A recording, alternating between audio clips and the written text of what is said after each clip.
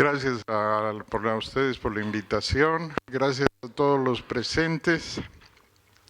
En realidad, gracias a la vida por la oportunidad de poder compartir con ustedes prácticamente 30 años de trabajo en Bolivia. En la época, hace 30 años, yo trabajaba como gerente de mercadeo para 3 países en América Latina y decidí retirarme y hacer empresa.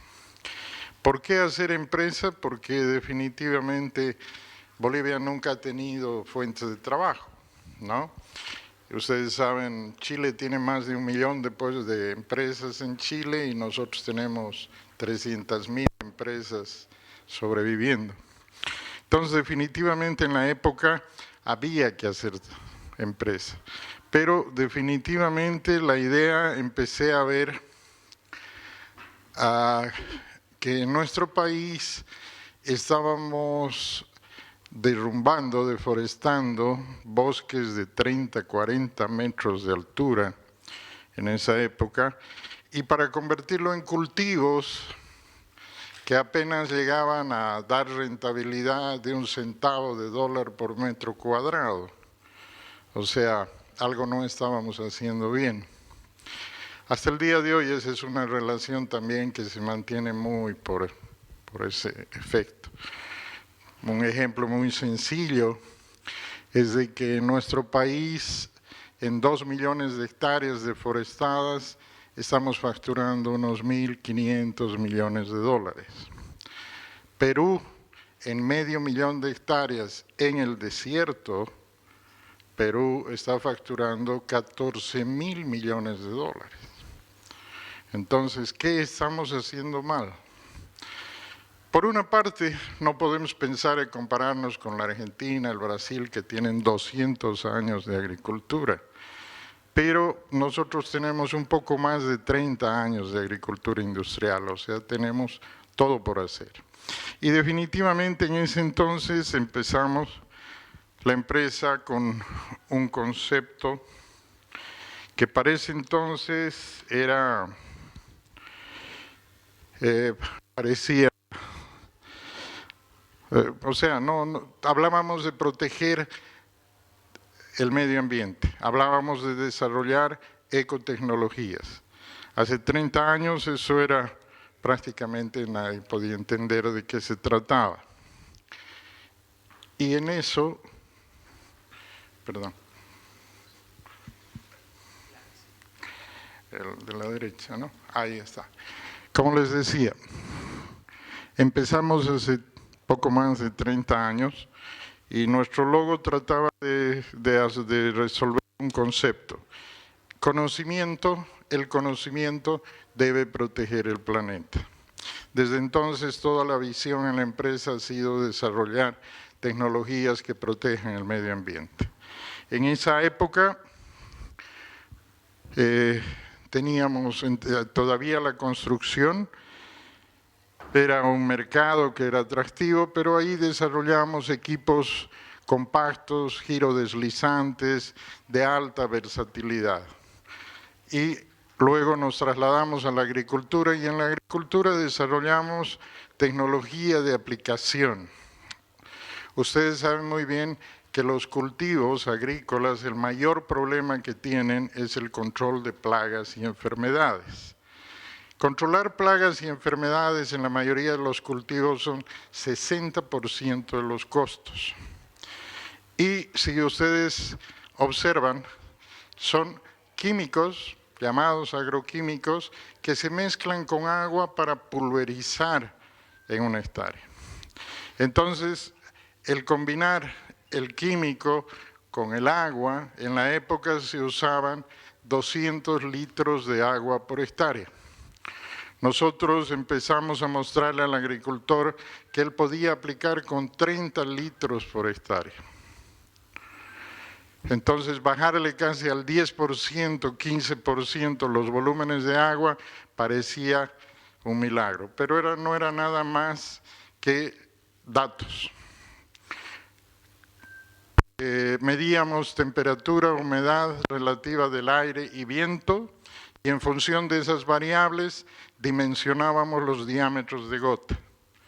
Lográbamos hacer eso, evitábamos todas las pérdidas por evaporación y con 15, 20 litros se hacía incluso un mejor trabajo hasta el día de hoy. Todavía en nuestros mercados del pequeño agricultor, todavía en uva, en batata, se usan 200, 300 litros. Hay mucho por hacer en esa área. Pero en el área industrial en Santa Cruz se empezó a optimizar. Entonces, en esa época propusimos la aplicación, luego de ello los equipos autopropulsados. Ese equipo que ven ustedes ahí fue el primero en América Latina, solamente para pulverizar. Opa. Vas a tener que ayudarme. Entonces, ese desarrollo en tecnología de aplicación, empezaron luego a llegar electrónicos. Los electrónicos empezaron a mejorar, a hacerle más preciso, y luego se convirtió toda esa tendencia de optimizar la operación mecánica de las máquinas, empezó a llamarse agricultura de precisión. Definitivamente mostraba la agricultura de precisión que la agricultura convencional, aproximadamente el 30% de los costos son desperdicio. Y si analizamos el concepto hoy día de medio ambiente, podemos ver que lo que hace daño al medio ambiente son los desperdicios. El desperdicio de agroquímicos, el desperdicio de la basura. ¿Por qué tenemos el problema de dióxido de carbono en el aire? Precisamente porque los motores solo son eficientes en un 30-40%, el resto es desperdicio del combustible. Entonces los desperdicios son los que definitivamente contaminan el medio ambiente. Y en ese sentido fuimos acompañando el desarrollo, estaciones meteorológicas, electrónicos, procesos. A partir del 2004, con la ciencia de datos empezamos a desarrollar aplicaciones, a simplificar procesos.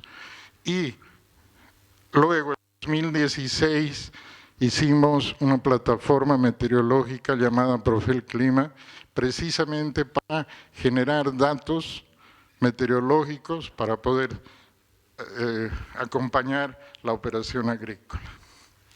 La próxima. ¿Por qué hicimos eso? Porque en 2010, la FAO, en La Haya, en Suiza, explicó que había una variabilidad climática muy alta y que a partir de entonces proponía hacer agricultura climáticamente inteligente. O sea, en esencia, observar la atmósfera, las variables, estudiarlas para poder adaptar los cultivos y hacerlos resilientes. Entonces, era este el inicio de un procedimiento que hasta el día de hoy no termina de parar las innovaciones. Entre ellas, nosotros decidimos, la próxima, por favor. Decidimos estudiar de qué dependía la productividad. Si nuestro desafío es hacer productividad más de aumentar 1/3 la productividad mundial para el 2050, ¿dónde tenemos que actuar? Y este es uno de los maestros más brillantes en América Latina, Paulo Centellas, un PhD en agrometeorología, que identificó el esquema que pueden ver acá, que decía él que la productividad depende de 4 factores: manejo, planta, suelo y clima. En el manejo, hablando ya de la maquinaria y la agricultura de precisión, le otorgaba un 14% de incidencia en la productividad. En la planta, cuando se habla de genética, le asigna 13% de incidencia en la productividad. Suelo y fertilidad un 3%. Y a la meteorología le asigna 50% de determinación en la productividad. Si nos paramos en este gráfico, creo que esta es la respuesta cuando uno analiza la productividad de los cultivos en Bolivia con la de los países vecinos. Nosotros estamos a la mitad de productividad de nuestros vecinos. Caña de azúcar, nosotros estamos en 150.000 hectáreas, estamos con un promedio de 48 toneladas por hectárea. El Brasil en 8 millones de hectáreas, su promedio es 105 toneladas por hectárea. Estamos a la mitad. Si analizamos soya en nuestro país, la productividad media está en 2 toneladas, la nuestra bajando a 1.9, Brasil y Argentina, que suman 28 millones de hectáreas de soya, su productividad media está en 3.6. Entonces, ¿qué sucede? Este cuadro nos está mostrando que nosotros tenemos en nuestro país una ciencia pendiente, lo que se llama la agrometeorología. Creemos hoy día, lo que es usual, es de que las plantas solo dependen de la lluvia, ¿no es verdad? Llueve o no llueve. Pero los parámetros meteorológicos son más de 40 y cada uno de ellos tiene diferente incidencia en los cultivos. Entonces, esta es una rama que en la Argentina y Brasil tienen doctorado, PhD en agrometeorología. En nuestras universidades no hay meteorología siquiera, ni la básica, como carrera. La próxima. Entonces, eso nos llevó a ver que en esta área, si queremos entrar y hacer ciencia, tenemos que medir. Porque todo proceso que se puede medir, se puede mejorar. ¿Qué hicimos entonces el año 2014 más o menos? Y lanzamos el 2016. Empezamos a conectar estaciones meteorológicas en campo a través del internet, en los servidores, conectar con algoritmos, con los sistemas internacionales que ustedes pueden observar en la parte superior. Son más de 7 sistemas internacionales, entre satelitales, oceánicos, que proveen al mundo pronósticos. Pero esos pronósticos, cuando tienen el dato de piso, ese pronóstico en un radio de 3 kilómetros de cobertura de donde está la estación, la asertividad es mayor al 80%. Entonces, con esa asertividad, puede trabajar en campo con mucha eficiencia. Porque puede saber, peor en una zona como la nuestra, en el trópico, donde usted en la mañana ve el sol radiante y en la tarde viene una lluvia tremenda de trópico, que gracias a estos sistemas uno puede advertir, alertar o planificar la operación agrícola gracias a este sistema. La próxima.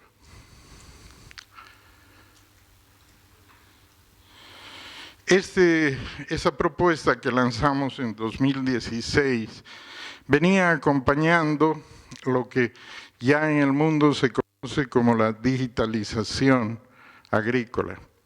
Observen ustedes, se empezó a hacer entonces a convertir todos los datos de la operación agrícola a digitalizar, a mapear.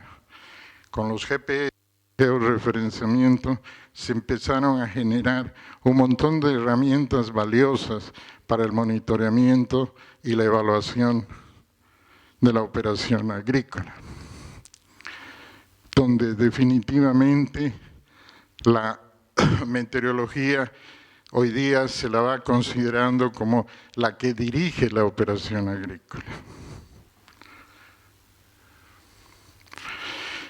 Esa plataforma hecha entonces nos permitió empezar a generar información, a compatibilizar, a poder entrar en relaciones como por ejemplo este tipo de materiales generados por precisamente nuestro amigo Jan Spiekenbaum.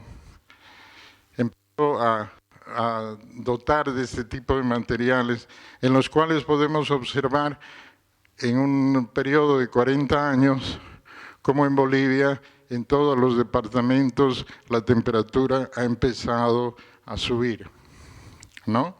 Y las tendencias las indica ahí. Al mismo tiempo, este tipo de información también en los promedios anuales, observen ustedes, una temperatura actual, el promedio anual hoy en Bolivia, se puede graficar de esta manera, donde vemos las temperaturas del altiplano, valles y trópico, y en la zona del Chaco también, de una manera visible, pero proyectado con los modelos matemáticos, los modelos predictivos del panel intergubernamental de cambio climático, se puede observar que hasta el año 2050 vamos a tener una visualización ajustada. Adelante, la próxima, por favor. Ahí está. ¿Qué va a pasar con la temperatura promedio anual hasta el año 2050?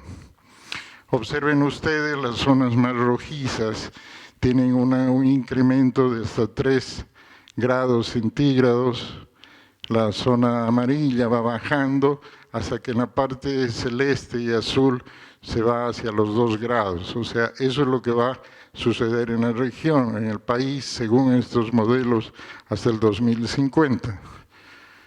Buena noticia para el altiplano, ¿no? La próxima. Haciendo una inferencia en precipitación, podemos también observar que en nuestro país tenemos zonas desde los 500 milímetros de lluvia, de 100 a 500, hasta más de 2.500 milímetros de lluvia hacia el norte del país. De la misma manera, sobre estos datos aplicados el modelo hacia el 2050, podemos observar que en el altiplano va a haber un incremento de lluvia y en las zonas tropicales va a disminuir el régimen pluviométrico. La próxima. Este es un gráfico que explica lo que está pasando en nuestro país respecto a solo 2 parámetros. Observen la línea de arriba, la temperatura con cambio climático y temperatura sin cambio climático en todo el periodo, en todo el año. O sea, se nota que hay un incremento de temperatura respectivo. Y algo que explica muy bien lo que está pasando con las lluvias. Observen, la precipitación sin cambio climático era la precipitación que teníamos en el país. ¿Qué pasa con la precipitación con cambio climático? La época de verano se está volviendo más corta y más intensa. Y el invierno se está volviendo más seco y más largo. En realidad está lloviendo lo mismo, solo está cambiando la distribución. Y ese es el efecto que se puede ver. Desde el punto de vista agrícola, necesitamos variedades que se adapten a esa variabilidad. La próxima, por favor. Porque miren el efecto de la temperatura sobre el rendimiento en cultivos. Este es un trabajo del INTA de la Argentina sobre variedades más comerciales en los últimos 10 años. Observen ustedes, el arroz tiene una temperatura óptima entre 25 y 36 grados. A esa temperatura el arroz produce 7 toneladas.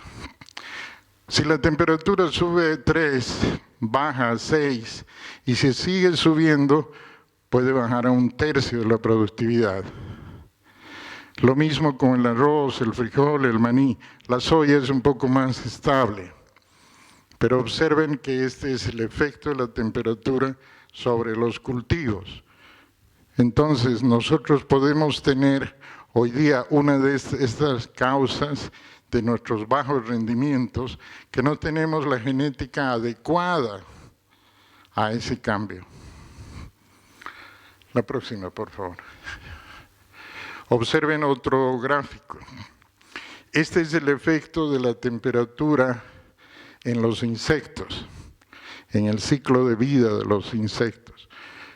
Esta es una plaga en el tomate, y que ustedes deben saber hoy día cómo en el tomate esa plaga cada vez está más difícil de combatir. ¿Qué está sucediendo? A una temperatura de 14 grados, el ciclo biológico de este insecto es de 76 días, pero a 27 grados baja a 23 días. Y eso está sucediendo con la mayoría de los insectos. Está disminuyendo su ciclo biológico, pero está aumentando la población. Y al aumentar la población, la selección de resistencia por agroquímicos empieza a notarse. Si ustedes, cuando empezamos con la empresa, en la soya se aplicaban tres aplicaciones de agroquímicos en todo el cultivo. Hoy día se están aplicando 14, 16 aplicaciones en el cultivo cada semana. Y están teniendo dificultades de control, precisamente porque no estamos adecuando. ¿Qué sucede con esto? ¿Por qué sucede? No tenemos investigación agrícola. El agricultor está yendo en práctica a probar y medir. La próxima. Entonces, la idea de nuestra idea lanzada el 2016, pueden observar aquí ya tenemos cobertura nacional, más de 250 estaciones generando datos cada 10 minutos, haciendo un grupo de 40 datos cada 10 minutos. Entonces hay una cantidad enorme de información ya disponible sobre varios lugares en el país, que al hacer esta plataforma en nuestro país la hicimos con un objetivo, en que si nosotros queremos desarrollar tecnología agrícola, necesitamos información meteorológica. Y hicimos la plataforma con una visión de que una universidad como la de ustedes, por ejemplo, necesita información biológica o meteorológica, puede acceder a las 250 estaciones en todo el país, puede elegir cualquier estación. Porque en Bolivia, si no tenemos datos, va a ser imposible generar respuestas técnicas en la agricultura. De esto estamos convencidos. Nosotros creemos de que hay que generar conocimiento, tenemos que investigar. Esa investigación tiene que ser compartida a través de las universidades. Y el dato, si no se aplica, si el dato no provoca una acción, el dato no sirve de nada. Como observan, hemos llegado a entender que como el agua es a la materia. ¿Por qué usamos ese ejemplo? El agua tiene agua, le coloca una fórmula, la vuelve Coca-Cola, ¿no es verdad? Si esa agua usted le coloca maní, lo vuelve una sopa de maní. El agua es una flexibilidad enorme. Lo mismo pasa con los datos. Los datos, dependiendo la ciencia que usted aplica, puede aplicarse transversalmente a cualquier ciencia humana. Agricultura, salud humana, aeronavegación, medio ambiente, construcción, ciudades.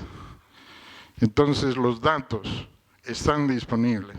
Está faltando ciencia para hacerlos útiles y generar aplicaciones.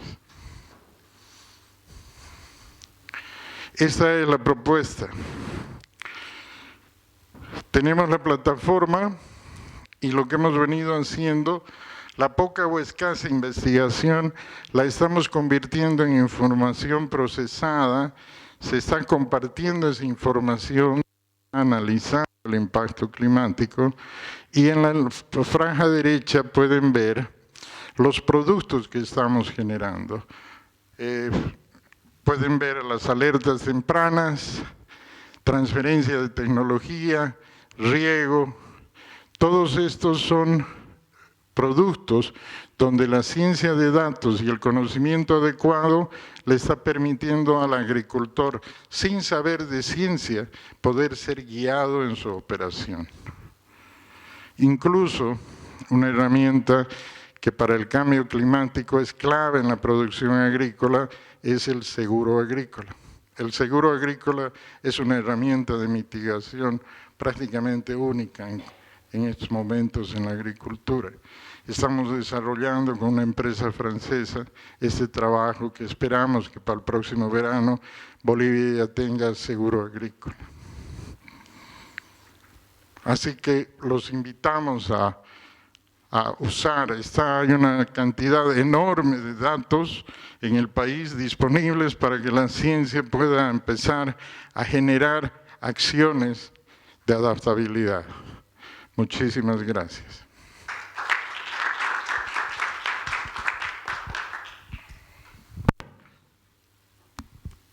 Muchas gracias, ingeniero. Estuvo súper interesante. No sé si alguien tiene alguna pregunta.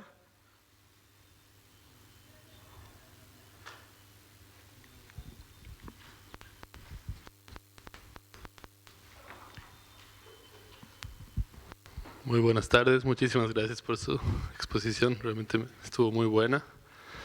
Bueno, tengo varias preguntas. Uno, ¿cómo puede uno acceder a estos datos? ¿Hay que contactarlos o se necesita entrar directamente o se puede entrar directamente a la plataforma? ¿Qué parámetros meteorológicos tiene? ¿Y desde qué años más o menos o en qué periodos? Bueno, creo que eso depende mucho de las estaciones, las que han implementado seguramente. Yo estoy trabajando en La Paz, entonces quería saber en qué zonas o en qué lugares de La Paz tienen estas estaciones. También entiendo que son una empresa, ustedes elaboran estas estaciones y ¿cuál es el costo, por ejemplo, de una estación completa, si es así? Gracias. Sí, en realidad, una estación meteorológica de las que nosotros comercializamos son la marca americana, Davis, que son las más compactas, las más eficientes y de muy buen precio. Usted puede tener una estación desde los $3,000, $3,500 hasta $5,000 dependiendo la cantidad de sensores. Y es un equipo que se va escalando sensores, ¿no? Entonces es esa herramienta. Segundo, esta red la hemos conformado con los clientes, con los propietarios de las estaciones. Si usted compra una estación, tiene acceso a toda la información de las demás estaciones y usted está aportando también sus datos. A nosotros, en el caso que cuando hay consultas comerciales, conseguimos facturar algún valor por los datos y lo devolvemos a los usuarios como créditos para mantenimiento y hacer que la red funcione y se mantenga estable. Mantener en el país una red de 250 estaciones no es sencillo, pero creemos de que es un modelo de operativo muy interesante. Hace poco auditar la red con esta empresa de Francia, la auditaron para ver la calidad de los datos, su pertinencia, y nos explicaban que nuestros valores son más altos que el INTA de la Argentina. La única explicación es que el INTA Argentina es una red meteorológica del Estado. Y lo que es el Estado no es de nadie, ¿no? Entonces cae una estación, allá tardan meses en reponerla. En cambio, en Bolivia cae una estación, el dueño es el primero en reclamar y exigir atención. Entonces, una red muy confiable y está creciendo en ese sentido. La Católica tiene en Muyurina y creo que también en Portachuelo. En La Paz hay, si usted entra al web profelclima.com o .eco, profelclima.com o .eco, ahí usted va a tener más información, cómo contactar, etc. Un placer. Algo más, aprovechando el desarrollo, hicimos el desarrollo para que los datos estén disponibles en el celular a través de una aplicación. Ese es un servicio que cuesta $25 al año. Usted puede acceder a eso y tener la información por $25 al año. Y en el sistema web que está diseñado para procesar los datos, hacer estadística, etc. En la página web, el servicio de la plataforma cuesta $190 al año. Es para la parte de ingeniería, ¿no? Para que puedan bajar los datos y hacer. En realidad, nos propusimos desarrollar esta plataforma porque de la manera que lo hemos hecho, porque las plataformas internacionales eran muy complicadas y en nuestro país necesitamos algo más sencillo, no menos eficiente, sino más eficiente aún, pero al mismo tiempo fácil de usar y atendiendo nuestras necesidades. Creemos mucho en todos estos años, creemos de que la clave de toda tecnología es la personalización. Es muy difícil que el usuario se adapte, ¿no? Es mucho mejor adaptar la tecnología al perfil del usuario. Estamos trabajando en el sur del país, donde vamos a hacer algunos ajustes en la región, como la gente no prefieren ver fotos de sus enfermedades en su idioma nativo, etc. Entonces, todos esos procesos estamos trabajándolos. Sí, adelante, siga usted.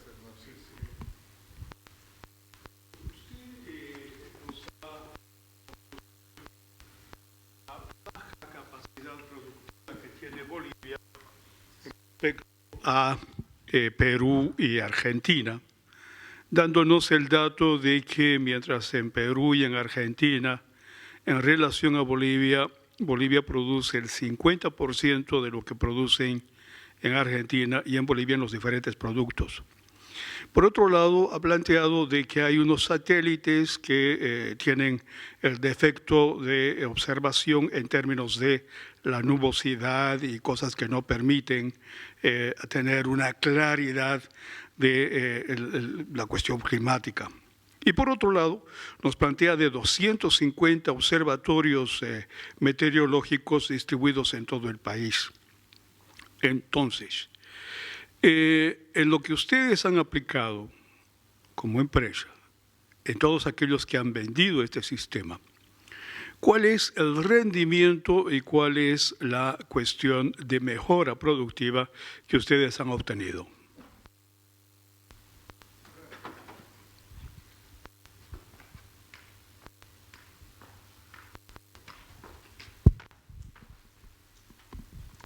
Muchísimas gracias por la oportunidad de comentarles un resultado. Como ven ustedes, nosotros nos dedicamos a la aplicación de agroquímicos. Cuando desarrollamos la plataforma, uno de nuestros productos fue precisamente simplificar y hacer más eficiente la aplicación de agroquímicos. La alcaldía de Uriondo, Tarija, en la parte del vino, los franceses le regalaron 2 estaciones en la región y en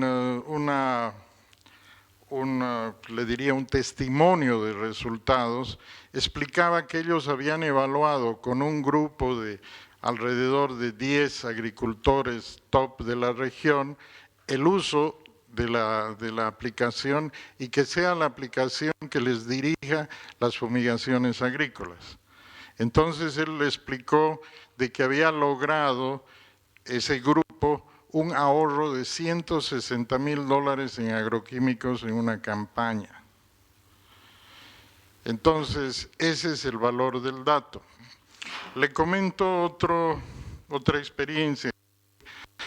Cuando empezamos a desarrollamos alertas tempranas para enfermedades, como el caso de la roya. Entonces, casualmente, estaba yo ahí observando que las máquinas fumigadoras las estaban alistando para ir a aplicar. Entonces les pregunté, ¿contra qué van a aplicar? Me decían, para la roya. Excelente. ¿Y qué dice el sistema? ¿Qué dice el Profel Clima? Ahí analizamos y el Profel Clima, la plataforma, decía que no había roya, que no habían condiciones para roya. Analizamos una semana, 2 semanas atrás, no había condiciones para roya. Entonces le dije, no apliques. Y él me dice, pero mire, la roya es tan fregada que no da tiempo a retrasarse. Pero le digo, mira, si no hay condiciones, si tu producto todavía fuera preventivo, vale la pena, pero estás usando un producto curativo, ¿no? El producto curativo necesitas tener la mancha porque ataca la fructificación del hongo. Entonces, no conforme con mi explicación y la plataforma, fuimos a buscar a un fitopatólogo en la región. Y el fitopatólogo identificó, dice, sí, miren, no hay roya, tengo 7 ensayos en la región, no hay roya. ¿Por qué? Porque subió la temperatura en la noche y cuando sucede eso no hay roya. Bueno, ahí es de que el agricultor decidió parar la aplicación. El lunes siguiente me llama y me dice, sigue el sistema diciendo que no hay roya. ¿Y ustedes han monitoreado? ¿Hay? No, no hay. Entonces no apliques.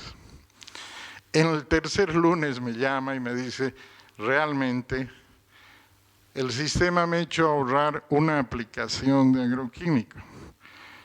¿Y cuánto es eso? Le digo, a ver, me dice, multiplique $35 por 3.240 hectáreas. Eran $116,000 el ahorro de uno. Ese es el valor del dato. No sé si con eso le ayuda a ver. ¿Cuál es la relación en términos de lo que ustedes tienen con los 150 observatorios? No sé con cuántas variables o cuáles son las que monitorean estas 250 observaciones, con la relación satelital que se supone, no sé, usted habla desde el 2016 y estamos hablando que por minuto van 40 observaciones o 40 lecturas, ¿no? Entonces significa una enorme cantidad de datos que bien puede correlacionar entre lo que significa el problema de la no nubosidad satelital con esta cuestión de la meteorológica. O sea, el observatorio meteorológico es mucho más, supongo, es mucho más exhaustivo que el satelital, pero viendo esas dos cosas, ustedes podrían prever, o sea, bueno, desde el 2016 a 2013 ya son casi 9 años, 6 años, digamos, ¿no?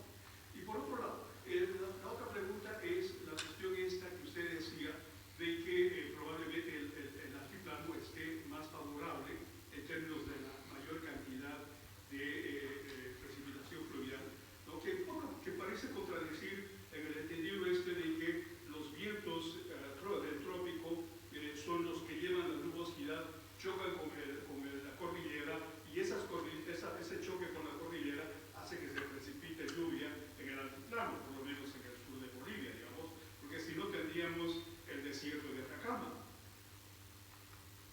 Sí, miren, en ese sentido no sabría discutirle a fondo el tema, pero entiendo que la cordillera es una pared, ¿no? Toda la humedad y condiciones de viento de la parte de la Amazonía en los Andes son como una pared. Lo que viene del otro lado sí consigue esa humedad. Ahora, nosotros entendemos que el dato meteorológico que permite inferir condiciones y tendencias tiene que ser de 30 años. O sea, los datos cuando tienen un ciclo de 30 años ya permiten hacer un montón de predicciones mucho más precisas, etc. Sin embargo, estamos notando de que pese a que no llegamos todavía a los 15 años, porque ya tenemos, en realidad estas estaciones ya estaban colocadas donde los clientes, que las conectamos desde el 2016. Entonces tenemos estaciones con datos de hace 18 años ya. Y estamos notando que con esa información estamos haciendo cálculos sobre predicción a 6 meses, 3 meses, y estamos viendo bastante correlación y validación en campo. Parecería que la variabilidad última está siendo muy agresiva y permite hacer que las tendencias puedan ser predichas. O sea, parecería. Por otro lado, lo que usted menciona, por ejemplo, del satélite y el dato de piso, ¿no? El satélite consigue ver hasta 5 metros sobre el suelo y todo lo demás lo simula, lo predice por simulación, ¿no? Si está nublado, etcétera, tiene dificultad. ¿Cómo lo vemos esto? En el tema del seguro agrícola, ahí estamos entrando mucho en ese tema, y hemos observado de que cuando los modelos paramétricos son hechos solo con satélite, las primas de los seguros son más elevadas. Y cuando tiene dato del piso, baja bastante por la precisión de tener el dato en piso. Los modelos paramétricos son más precisos cuando tienen datos de piso. Lo estamos viviendo con este seguro. Le adelanto un poco. En Bolivia siempre se han intentado ya varias veces hacer seguros agrícolas. La primera vez fue hecha sobre quinoa con información satelital. La prima era 18% del valor asegurado, prácticamente inviable para poder comprar un seguro. El Estado boliviano invirtió bastante para tratar de reducir esa brecha y trató de conectar las estaciones del Estado para el modelo paramétrico. El resultado ha sido 8% del capital, del valor asegurado. Nosotros con esta empresa francesa tenemos lugares por la densidad de la información de piso que estamos haciendo 1.8% del capital asegurado.